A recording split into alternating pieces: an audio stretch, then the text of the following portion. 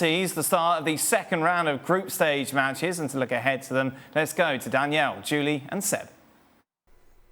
Thanks a lot, Dan. Got Danielle and Julie with me here in studio to look ahead to Group A, which we're going to see for the second time on Monday. Very interesting group. I think a lot of folks thought England and Norway would get out of this without too much trouble, and each team won their first game. England 1-0 over Austria, Norway 4-1 against Northern Ireland. Julie, let's start with England. Why weren't they more impressive? Why weren't they more dominant, in your opinion, against Austria? Yeah, I think that it was an England team that played a very compact, organized Austrian team.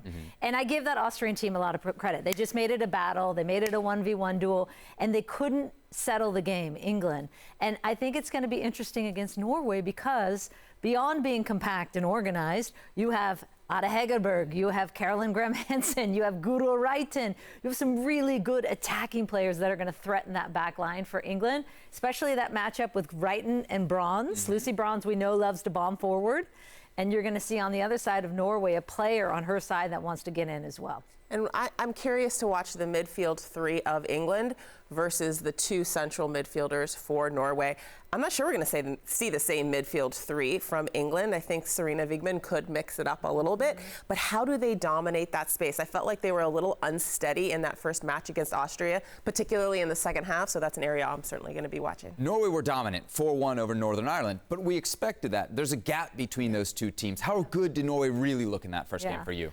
It's hard to tell. I mean, Northern Ireland's shape, to be fair, was all over the place. They were pulling them apart. And I think, honestly, we know the talent, as I just said, that Norway has up front. I think their big weakness, possible weakness, I will say, in air quotes, is that center back pairing. Because in Mjelde, she's just coming back from injury. She's one of the center backs. And the other center back, Thorisdottir, is known to make a big gaffe, a big mistake. And when you have three on the front line like England has and pressing them as they can, then that could be a real point of vulnerability. What about Danielle Ada Hegerberg? This is a player that we've been focused on. She's back with the Norwegian national team. They scored 4 goals in the opener, but she doesn't score one of them. So what's the impact that she has? She was involved, though, and if you look at her movement, you look at the attention that she attracts, it opens up gaps for other players. I certainly think she has the ability to finish, and we will see that in this tournament.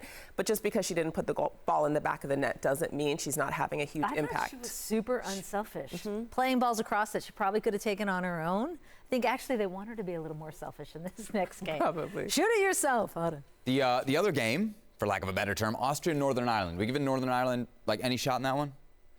Yes. I mean, I will say they responded in that second half against Norway. They were better. The shape was better. They were more organized. And here's what you know about Northern Ireland. They're going to fight. Yeah. Right? And that's going to be a battle between those two teams, and they're both going to stay compact. But I do give them a shot. I think Austria is the better side. Austria, huge opportunity for them, right, Danielle? And I do think that the reality is goal differential could come to play a role in this group. And so you got to look to a bigger goal differential. So if Austria is going to be on the front foot, they've got to stay on that front foot. The goal differential right now that Norway had is 3.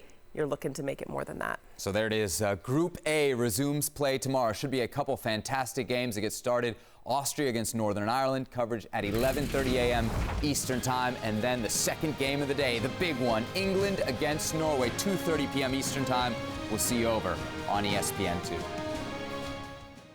Thanks, Seb. Of course, we'll be looking back at both of those games on the next edition of ESPN FC. Plus, we have an interview with Liverpool manager Jurgen Klopp. Thanks so much for watching ESPN on YouTube. And for more sports highlights and analysis, be sure to download the ESPN app. And for premium content and live streaming, subscribe to ESPN Plus.